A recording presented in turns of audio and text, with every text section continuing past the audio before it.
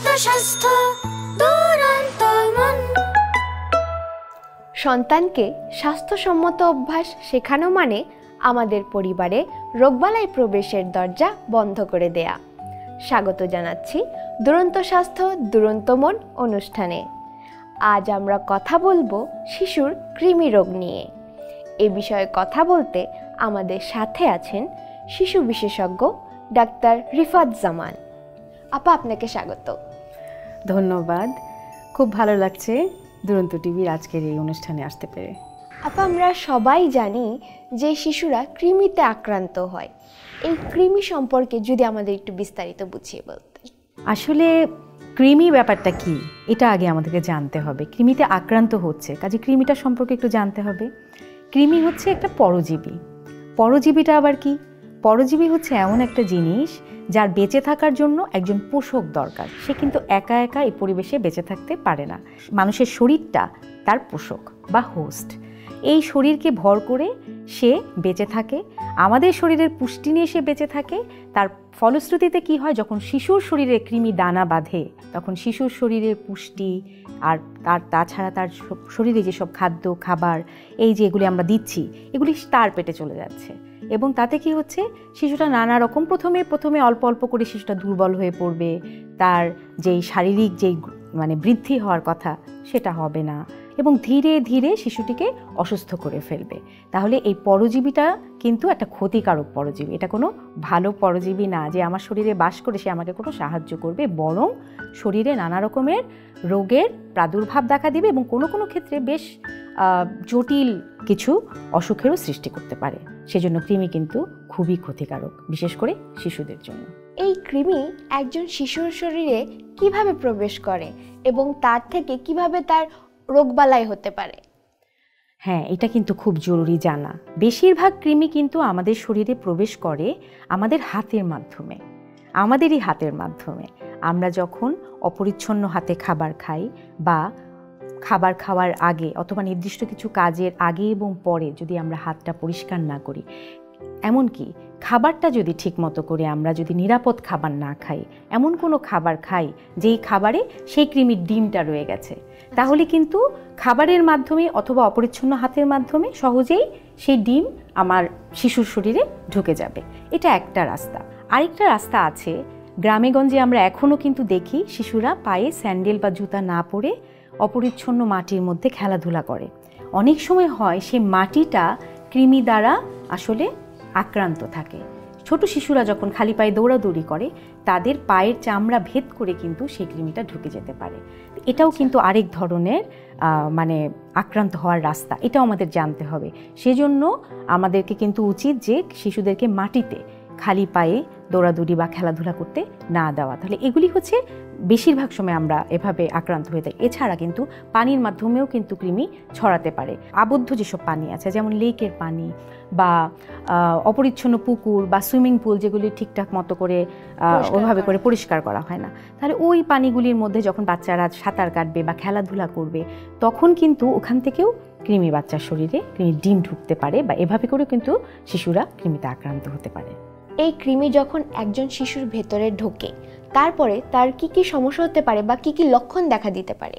কৃমি যে শরীরে ঢুকলো, সে যেভাবেই যেই মাধ্যমেই ঢুকে থাকুক না কেন, সে ঢোকার পরে কিন্তু কতগুলি দেখা যায়, আমরা যেগুলিকে ডাক্তারি ভাষায় বলে থাকি নন স্পেসিফিক সাইন সিমটমস, মানে হচ্ছে কোনো নির্দিষ্ট কিছু না, কিন্তু দেখা গেল কি যে শিশুটি আগের মতো খাচ্ছে না, তার ক্ষুধার একটু অরুচি হয়েছে, মুখে অরুচি, ক্ষুধা খেতে চাচ্ছে না। কোনো বাচ্চার আবার পেটটা একটু ফেপে যায়, মার কাছে মনে হয় আমার বাচ্চার পেটটা যেন একটু ফোলা ফোলা লাগছে। অনেক সময় ডাক্তারের কাছে তারা বলে যে বাচ্চার পেটটা ফুলে গেছে। দেখা গেল যে প্রাত্যহিক যে মলত্যাগের অভ্যাস ছিল, কি ছিল যে তার বাথরুমটা ঠিক ছিল, এখন দেখা গেল যে সে মলত্যাগ করছে, তার হয়তো পাতলা পায়খানা হচ্ছে। দেখা গেল ডায়রিয়ার মতো হয়ে যেতে পারে, কখনো কখনো ডায়রিয়ার সাথে রক্ত পর্যন্ত আসতে পারে এবং বাচ্চাটা আস্তে আস্তে নিস্তেজ হয়ে যাবে, একটু খিটখিটে হয়ে যাবে। এই যে জিনিসগুলি, রাতে ঠিকমতো ঘুমাবে না, মলদ্বারে চুলকাতে পারে। কৃমির ভিন্নতার উপর ভিত্তি করে এই লক্ষণগুলি একটু একটু আলাদা আলাদা হয়। এছাড়া কিছু লক্ষণ হয় যেগুলি জটিলতার কারণে হয়। যেমন আমরা জানি যে কৃমির মধ্যে সুতা কৃমি আছে, গোল কৃমি বা রাউন্ড ওয়ার্ম আছে, ত্বক ভেদ করে ঢোকে। তো এইসব এক একটা কৃমির কিছু কিছু নির্দিষ্ট জটিলতা আছে। সুতা কৃমি বা গুঁড়া কৃমিটা কিন্তু এত বেশি বাচ্চাকে রক্তশূন্য করবে না, কিন্তু সে কি করবে, সে ওই যে চুলকানিটা দিবে, তার ফলে বাচ্চার রাতের ঘুম কিন্তু ব্যাঘাত হবে, এবং এটা যদি অনেক দিন ধরে থাকতে থাকে তাহলে তার স্বাভাবিকভাবেই তার শরীরে বৃদ্ধিটা ব্যাহত হবে। আবার গোল কৃমি যখন, বা যেটাকে রাউন্ড ওয়ার্ম বলি আমরা, এটা সবচেয়ে বেশি আমাদের দেশে বাচ্চাদেরকে এটাই সবচেয়ে বেশি আসলে আক্রান্ত করে। তাহলে এই কৃমিটা কিন্তু অনেক ধরনের সমস্যা সৃষ্টি করে যদি অনেক দিন ধরে সে থাকে। একে সে ডিম ফুটে সে যখন আমাদের অন্ত্রে সে বাসা বাঁধে, এবং অন্ত্রের মধ্যেই কিন্তু সে বসে থাকে না, অন্ত্রটাকে ছিদ্র করে সে কিন্তু একটা সময়ে আমাদের ফুসফুসে যায়, এবং ফুসফুস থেকে সে আবার বেয়ে বেয়ে উপরে উঠে আমাদের খাদ্যনালীতেও ঢুকে যায়। তাহলে কি একটা ভয়াবহ ব্যাপার। এবং এই বেয়ে বেয়ে উপরে ওঠার সময়টাতেও সে কিন্তু জটিলতা তৈরি করতে পারে। এই সময় বাচ্চাদের যেহেতু সে শ্বাসনালী দিয়ে বেয়ে উঠে খাদ্যনালীতে যায়, তাহলে এই সময় কিন্তু শিশুর কি হতে পারে, অনেক কাশি হয়। তা আমরা কাশি হলে কি ভাবি, ঠান্ডা লেগেছে, বা ঘন ঘন কাশি হলে অনেক সময় অ্যাজমাও অনেক সময় চিকিৎসকরা সন্দেহ করে থাকেন। তাহলে এই ধরনের উপসর্গ নিয়েও কিন্তু এটা এক ধরনের জটিলতা, এটা নিয়েও কিন্তু সে আসতে পারে।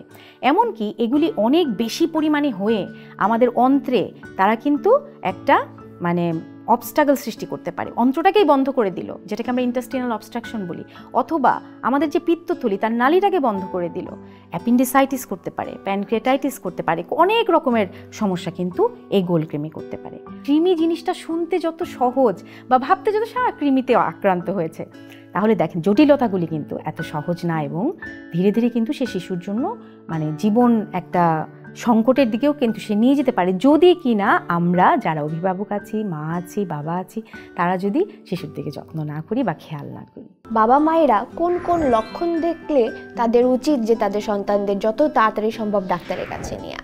শিশুর বাবা মা বা অভিভাবক বা মা যেই হোক না কেন, যখনই উনি লক্ষ্য করবেন যে শিশুটি আমার একটু আগের চেয়ে তার প্রাণ চাঞ্চল্য কমে গিয়েছে, বাচ্চাটাকে একটু ফ্যাকাশে মনে হচ্ছে, তার খাবার দাবারে বেশ অনীহা, এমন অনীহা যে তার ওজন কমে যাচ্ছে, তার ওজনটা আগের মতো স্বাভাবিক ওজনের মতো নেই, বেশ কমে গেছে। এছাড়া ছোট শিশুদের ক্ষেত্রে, যে শিশুরা এখনও ডায়াপারে মা যখন মলটা দেখার সুযোগ সুবিধা পাচ্ছেন, ওই বয়সী যে শিশুগুলি, তাদের ক্ষেত্রে মা যখন তাদেরকে পরিষ্কার পরিচ্ছন্ন করতে যাচ্ছেন, যদি তাদের মলেউনি অথবা তাদের মলদ্বারে যদি কৃমির উপস্থিতি দেখতে পান, সেটা যে কোনো বয়সে, একেবারে ছোট শিশুও হতে পারে 1 বছর এরকম, আবার একটু বড় শিশু যাদেরটা মা দেখতে পাচ্ছেন, যদি মলেও কৃমির উপস্থিতি থাকে, তাহলে সেই ক্ষেত্রে কোনো লক্ষণ যদি উনি বুঝতেও না পারেন, শুধু ওই উপস্থিতিটা দেখেই কিন্তু তিনি একজন চিকিৎসকের শরণাপন্ন হতে পারেন যে তার বাচ্চার কৃমি হয়েছে। একটু যারা বড় শিশু, যারা বলতে পারে যে না আমার পেট ব্যথা করছে, বা যদি শিশুর মা যদি দেখে যে না তিনি যথাযথ সতর্কতা অবলম্বন করার পরে অনেক সময় তার মলের অভ্যাসটা একটু পরিবর্তিত হয়েছে, তার একটু পাতলা পায়খানা হচ্ছে, পেটটা ফেপে আছে, অনেক সময় এগুলি কিন্তু মারা ভালো বুঝতে পারেন। কাজে এগুলি যদি কোনো একটা কিছু দেখা যায়, তাহলে তাদের উচিত অন্তত একজন চিকিৎসকের পরামর্শ নেওয়া, যে তার কি কোনো ধরনের ঔষধ প্রয়োজন আছে নাকি নেই। এই কৃমির চিকিৎসার জন্য কি কেবল মুখে ওষুধ খাওয়া এটাই যথেষ্ট, না আর কোনো কিছু করতে হয়? আমরা সবসময় কি বলে থাকি যে prevention is better then cure. তার মানে আমাদের লক্ষ্যই থাকবে আমার এই শিশুটার যেন কৃমিতেই আক্রান্ত না হয়, শিশুটাকে যাতে আমরা কোনো রকম পরজীবীর হাতে আমরা তাকে ছেড়ে দিতে চাই না। তাহলে সেই ক্ষেত্রে ঔষধের আগেও কিন্তু আমাদের অনেকগুলি দায়িত্ব আছে, যেই দিকে আমরা যদি নজরে রাখি, সতর্কতার সাথে যদি সেগুলি ওই নিয়মকানুনগুলি পালন করি, তাহলে কিন্তু আর কৃমি হওয়ার প্রশ্নও নেই, কাজে ওষুধ দেওয়ার প্রশ্ন আসে না। তাহলে সেই নিয়মগুলি একটু জানি। সেই নিয়মগুলি হচ্ছে, সবার আগে হচ্ছে স্বাস্থ্য সচেতনতা, নিরাপদ থাকা, পরিষ্কার পরিচ্ছন্ন থাকা, পরিবেশ এবং নিজেকে পরিষ্কার পরিচ্ছন্ন রাখা, বিশেষ করে হাতের পরিষ্কার পরিচ্ছন্নতা। সেটা কীরকম? আমরা যদি খাওয়ার আগে ভালো মতো সাবান দিয়ে হাত ধুই, আমরা বাথরুমে যাওয়ার পর বা বাথরুম ব্যবহার করার পরে অবশ্যই সবাইকে হাত সাবান দিয়ে ধুতে হবে। এটা খালি শিশুর ক্ষেত্রে না, শিশুকে শুধু অভ্যাস করালাম, আমি মা, আমি শিশুকে খাওয়াচ্ছি, আমার হাতটা অপরিচ্ছন্ন, তাহলে তো হবে না। তাহলে আমার মাকেও পরিষ্কার পরিচ্ছন্ন থাকতে হবে, শিশুর মধ্যেও এই অভ্যাসগুলি গড়ে তুলতে হবে। আরেকজন আছেন আমাদের পরিবারে, তিনি হচ্ছেন আমাদের সাহায্যকারী। অনেক বাসাতেই এখন সাহায্যকারীরা আছেন, তারা রান্না বান্না করেন, তাদেরকেও এই জ্ঞানগুলো আমাদেরকে দিতে হবে যে রান্নার সময় যাতে তারা হাত পরিষ্কার পরিচ্ছন্ন করে নেন, হাত সাবান দিয়ে ধুয়ে নেন। এবং রান্না প্রস্তুত করার সময় আমরা জেনেছি যে ডিমের মাধ্যমে ছড়ায়, তাহলে মাটিতে তো শাকসবজি হয়, সেই শাকসবজির মধ্যেও তো কৃমির ডিম থাকতে পারে, তাই না? তাহলে যদি সেটা সঠিক উপায়ে ধোয়া না হয় তাহলে তো সেভাবেও কৃমি আমার শরীরে ঢুকে যেতে পারে। তাহলে এই কাঁচা শাকসবজি, ফলমূল যেগুলি আমরা নিজেরাও খাই, শিশুকেও খাওয়াই, সেই জিনিসগুলিকে কিন্তু খুব ভালো মতো পরিষ্কার পরিচ্ছন্ন করে নিতে হবে। আমাদের নখ ছোট রাখতে হবে। অনেক শিশুর অভ্যাস আছে, আপনি জানেন যে ওরা কি করে, ওরা কিন্তু দাঁত দিয়ে নখটা কাটে। তো এভাবেও কিন্তু কৃমি ছড়াতে পারে, কারণ আমাদের যে নখের ভিতরে নেইল বেড বলি, এটার ভিতরেও কৃমির ডিম থাকতে পারে। কেন? ওই যে চুলকাতে গেলে সেখানে ডিম চলে আসে, সেই ডিমটা কিন্তু মুখের দিয়ে কিন্তু পেটের মধ্যে চলে যেতে পারে। তাহলে কি ভয়ঙ্কর ব্যাপার। অনেকেরই কিন্তু অভ্যাসটা আছে, অনেক বড়দেরও। ছোট শিশুরা দেখা যায় যে একটুতেই মুখে হাত দিচ্ছে। একদম। এর পরেও যদি কেউ কৃমিতে আক্রান্ত হয়, হয়তো কোনো একটা অসতর্ক মুহূর্তে হয়েছে, তাহলে সেক্ষেত্রে কিন্তু ঔষধ আমাদের আছেই। আমরা কৃমিনাশক বিভিন্ন রকমের ঔষধ আছে, সেই ওষুধগুলি আমাদের চিকিৎসকের পরামর্শ মতো ব্যবহার করতে হবে। কারণ চিকিৎসক ঠিক করে দেবেন কোনটা একবার খেতে হবে, কোনটা দুবার খেতে হবে, কোনটা একদিন খেতে হবে, কোনটা 3 দিন খেতে হবে, কোনটা আবার তাকে আরেকবার দিতে হবে। এই জিনিসগুলি চিকিৎসক ঠিক করে দেবেন। এই ঠিক করে দিলে তারপরে কিন্তু কৃমিতে আক্রান্ত হলেও শিশু কিন্তু সুস্থ হয়ে যাবে। বাড়িতে একজন যদি কৃমিতে আক্রান্ত হয়, তার থেকে কি অন্য সদস্যদের কৃমি হতে পারে বা হওয়ার কোনো সুযোগ আছে? হ্যাঁ, এটা একটা ছোঁয়াচে রোগ। আমাদেরকে এটা মনে রাখতে হবে, এটা হাঁচি কাশির মাধ্যমে ছড়াচ্ছে না, তবু এটা ছোঁয়াচে। কিভাবে ছোঁয়াচে? আমরা যখন বাড়িতে থাকি, আমরা কিন্তু মা বাবা শিশু আমরা কিন্তু সাধারণত কি করি, আমাদের একটা নিজস্ব যে শৌচাগার বা বাথরুম বা ওয়াশরুম যাই বলি না কেন, আমরা সেটা কিন্তু ব্যবহার করি, তাই না?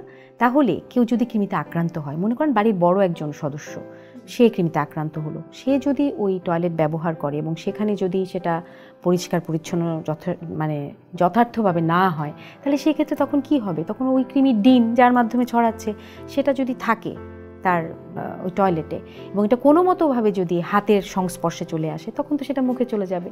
এভাবে করে একজনের থেকে আরেকজন এভাবে করে কিন্তু ছড়াতে থাকে। এমনকি বাচ্চারা যে স্কুলে যাচ্ছে, সেখানেও কিন্তু তাদের জন্য তো আর অনেক বেশি বাথরুমের ব্যবস্থা থাকে না। স্কুলেও কিন্তু আমরা কি করি, যে একটা সাধারণ বাথরুম কমন বাথরুম ব্যবহার করা হয়। তখন কোনো শিশুর যদি থেকে থাকে, এভাবে করে সে কিন্তু বাইরে থেকেও কৃমিটাকে নিয়ে আসতে পারে বাসায়, এবং তার থেকে আবার পরিবারের অন্যান্য সদস্যরা সংক্রমিত হতে পারে। কাজেই অবশ্যই একজনের হলে আরও মানুষের হওয়ারও বা পরিবারের অন্যান্য সদস্যদের হওয়ারও কিন্তু একটা খুব জোরালো সম্ভাবনা থেকে যায়। এই জন্য আমরা কি করি, আমরা আসলে এই জন্য চিকিৎসার সময় সাধারণত বলি যে পুরো পরিবার সহ চিকিৎসা করতে হয়। যে আক্রান্ত হয়েছে তাকে তো চিকিৎসা করেই থাকি, পরিবারের অন্যান্য সদস্যদেরও কিন্তু চিকিৎসা করতে হয়। যিনি আমার সাহায্যকারী, যে আমার রান্না করে দিচ্ছে, তাদের কথা ভুলে গেলে চলবে না, তাদেরকেও কিন্তু আমাকে তখন চিকিৎসা করতে হবে। চিকিৎসকের পরামর্শ ছাড়া আমরা দেখি যে খুব স্বাভাবিকভাবে আমাদের পরিবারে কৃমির ওষুধ খাওয়ার একটা প্রবণতা আছে, যে কয়েকদিন পর পর খাচ্ছে। এতে কি কোনো সমস্যা হতে পারে? আসলে এটা ঠিক সমস্যা বলতে চাই না, আমি এটা বলতে চাই যে কয়েকদিন পর পর আসলে কৃমিনাশক খেতে হয়। আমরা অনেকেই জানি, আর যারা জানি না তারা হয়তো এই অনুষ্ঠানের মাধ্যমে জেনে যাব যে বাংলাদেশ সরকার কিন্তু প্রতি 6 মাস অন্তর আমাদের যে 5 বছর বয়স পর্যন্ত, 1 থেকে 5 বছর বয়সী শিশু, 1 থেকে 5 বছর বললাম, 1 বছরের নিচে শিশুদের আমরা সাধারণত ধরে নিই কৃমির সংক্রমণের সম্ভাবনা অনেক কম। 6 মাসের নিচে তো খুবই কম, 6 মাস থেকে 1 বছরে বেশ কম। আর সাধারণত আমরা এই জন্য 1 বছরের পর থেকেই এটা সরকার এটা দিয়ে থাকে যে 6 মাস পর পর প্রতি স্কুলে, বা এটা কিন্তু সরকারি একটা প্রোগ্রামই আছে যে কৃমিনাশক ঔষধ খাওয়ানো। কেন খাওয়ায়? এটা তো নির্দিষ্ট সময় পর পর খাওয়াচ্ছে, কেন 6 মাস পর পর খাওয়াচ্ছে? যে কৃমিটা কিন্তু থেকে যেতে পারে। সব কৃমি কিন্তু একটা ওষুধের ডোজে বা 1 সপ্তাহ পরে খেলেই যে সবাই যে মরে যায়, মানে ডিমকে মেরে ফেলা বা লার্ভাকে মেরে ফেলা এরকম ওষুধ কিন্তু কম। কাজেই একদম নির্মূল হয়ে যাওয়াটা কিন্তু একটু কঠিন। আর তার মধ্যে আমাদের স্বাস্থ্যের অভ্যাস, যেসব অভ্যাস আছে সেগুলো আমরা ঠিকমতো পালন করছি কি করছি না, এখানে অনেকগুলি বিষয় জড়িত।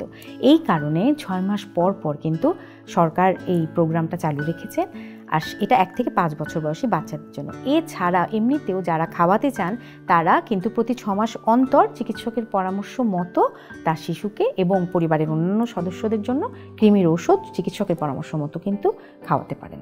আমাদের বাড়িতে অনেক সময় বলা হয় যে মিষ্টি জাতীয় খাবার খেলে কৃমির রোগ হওয়ার সম্ভাবনাটা বেশি থাকে, বা কৃমি হলে দাঁত কটকট করে, এবং কৃমি দূর করার জন্য বিভিন্ন রকম করলার রস বা নিম পাতার রস বা বিভিন্ন রকম পাতার রস খাওয়ানো হয়। এতে কি আদৌ কৃমি দূর হয়? আসলে আমিও আমার ছোটবেলায় দেখেছি যে একটু বেশি মিষ্টি খেলে আমাকে নিষেধ করা হয়েছে, যে না না এত মিষ্টি খেও না, একবারে কৃমি হবে। আসলে মিষ্টি খাওয়ার সাথে কৃমির কোনো সম্পর্ক নেই, এটা শুধুমাত্রই একটা প্রচলিত ধারণা। আর দাঁত কটকট ব্যাপারটা হচ্ছে আসলে কৃমি থেকে দাঁত কটকট করে না। তবে অনেক সময় হয় কি, শিশুদের যখন কৃমি থেকে আয়রনের ঘাটতি হয়ে কি আমি বলেছি রক্তশূন্যতা হয়, রক্তশূন্যতা অনেক বেশি হলে অনেক সময় কিন্তু বাচ্চারা দাঁত কিরমির করতে পারে। এটা কিন্তু কৃমির কারণে না, রক্তশূন্যতা অন্যান্য কারণে হলেও কিন্তু অনেক সময় এরকম করে। আর ওই যে তিতা জাতীয় যেসব করলা, নিম, এগুলি সবগুলি খুবই ভেষজ, খুবই অনেক গুণাগুণ সমৃদ্ধ সবজি এবং উদ্ভিদ আমরা জানি, কিন্তু আসলে কৃমিতে এর কোনো পরীক্ষিত ব্যবহার, বৈজ্ঞানিক কোনো ব্যবহার যে না তিতা খাওয়ালে কৃমি হবে না, এটা আসলে বলা যাচ্ছে না। কোনো একজন শিশু ঠিকমতো বা সময় মতো তার চিকিৎসাটা হলো না, তার শরীরে কৃমিটা রয়ে গেল, তাহলে পরবর্তীতে তার কি ধরনের জটিলতা সৃষ্টি হতে পারে? যে মা হয়তো ভাবছেন যে না সাধারণ কোনো কারণে শিশুর ক্ষুধামন্দ হয়েছে বা আমার শিশু ফ্যাকাশে হচ্ছে, অনেক সময় নাও বুঝতে পারতে পারেন, সবাই বুঝবেন এমন ধারণা পোষণ করা ঠিক না।